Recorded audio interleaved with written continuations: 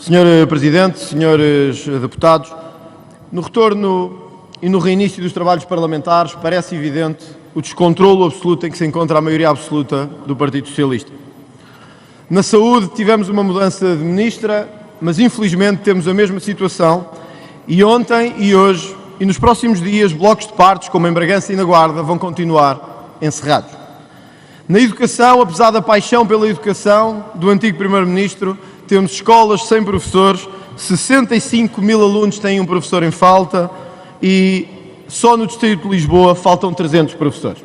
Tudo isto podiam ser temas para trazer hoje e que deveriam, pelo menos, envergonhar o Partido Socialista. Mas do que temos de falar de hoje é de algo mais profundo e que tanto tem afetado a vida dos portugueses e a que os partidos preferem olhar para o lado. O país vive um brutal sentimento de insegurança, não só pelo aumento da violência e da criminalidade organizada, como pela proliferação de gangues juvenis nos vários distritos do país. Entre janeiro e maio deste ano, triplicou o número de homicídios e de tentativas de homicídio, comparando com o mesmo período do ano passado. O ano passado, e só o ano passado, foram detidos 832 jovens ligados a gangues e à criminalidade juvenil. Todos sabemos que isto tem causas mais profundas e todos sabemos que o país não é o paraíso que os relatórios do Razi nos querem fazer crer e que o sistema de partidos nos levou a acreditar. Senhor Presidente e senhores deputados, à hora que estamos aqui a falar, polícias manifestam-se em São Bento. Polícias com salários miseráveis, com condições de trabalho indignas, protestam para ter um mínimo de dignidade. E eu queria, aqui no Parlamento, em nome deles e também na sua voz, prestar homenagem à Polícia Municipal de todos os concelhos do país que tanto têm lutado pela nossa segurança.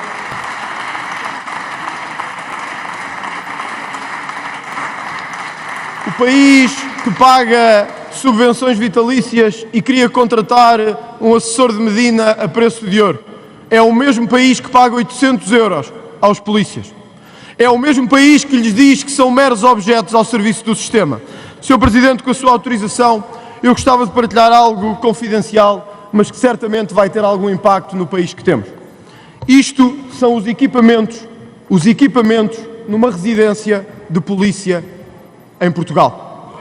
Isto deviam envergonhar um país que paga salários como aqueles que paga e os mete a viver piores que animais dentro destas camaratas enquanto nós não lhes ligamos nada. Está aqui e é visível para ser distribuído por todos os grupos parlamentares, se assim o quiserem. Temos estas e centenas de outras para distribuir. Mas podíamos olhar de lado como se o problema não existisse. Senhor Presidente, eu sei que não vai gostar do que eu vou dizer agora. Mas vou dizer na liberdade que o Parlamento me atribui, que a Constituição me garante e que a lei me assegura. Em muitos dos episódios de violência em Portugal, em muito do terror que tem sido provocado às nossas populações em tantos distritos deste país, à hora a que nos ouvem, os portugueses sabem que um dos grandes problemas que temos é com a comunidade cigana em Portugal.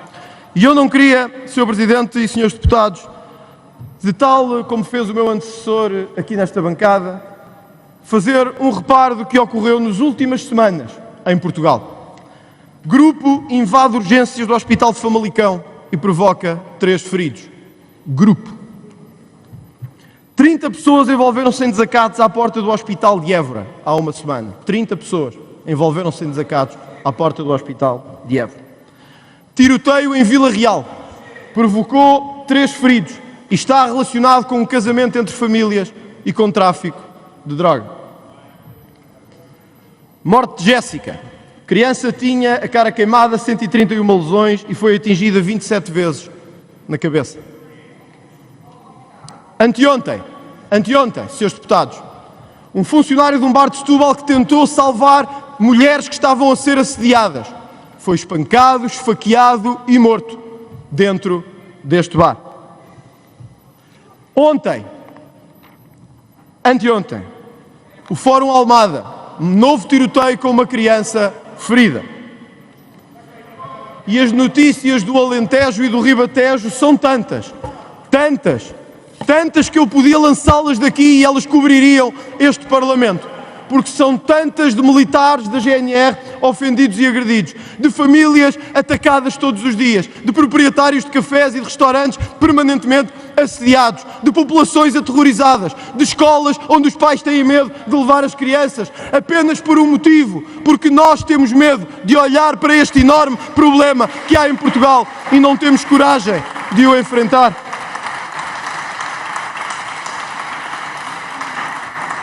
Sim, Senhor Presidente e Senhores Deputados, temos tido, por parte deste grupo étnico, embora não só, uma permanente, articulada e consistente atuação no domínio da criminalidade.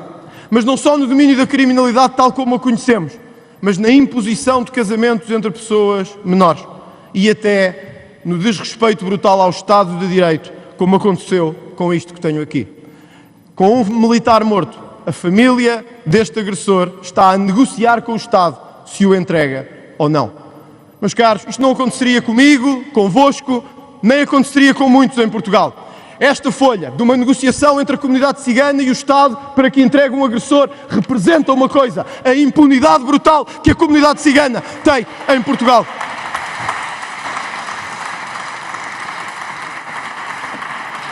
Podíamos continuar até ontem em Cascais, quando tentaram tirar um agressor à polícia de forma brutal.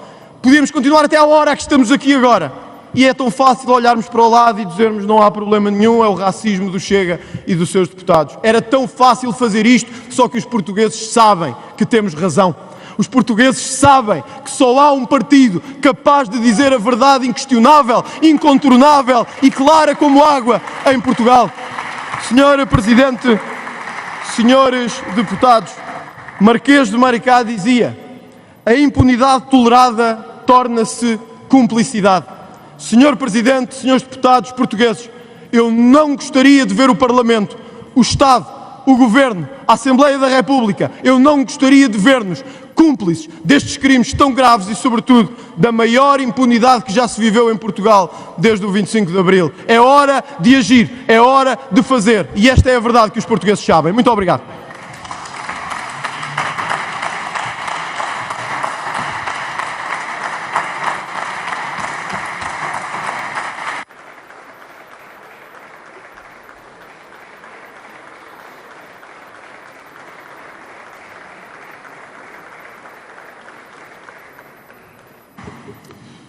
O senhor deputado não registra nenhum pedido de esclarecimento.